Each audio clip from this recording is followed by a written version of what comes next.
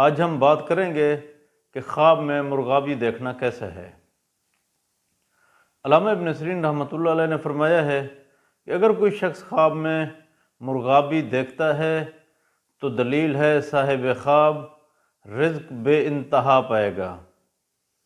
اگر کوئی شخص خواب میں دیکھے کہ وہ مرغابی پکڑتا ہے، دلیل ہے خواب دیکھنے والا شخص دولت، عزت اور بزرگی پائے گا۔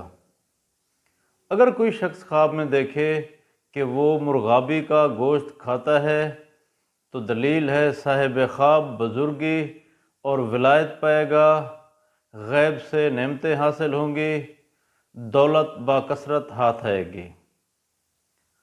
اگر کوئی شخص خواب میں دیکھے کہ وہ مرغابی کو مردہ حالت میں دیکھتا ہے تو دلیل ہے صاحب خواب کو تنگ دستی کا سامنا کرنا پڑے گا، بے روزگاری کی علامت ہے۔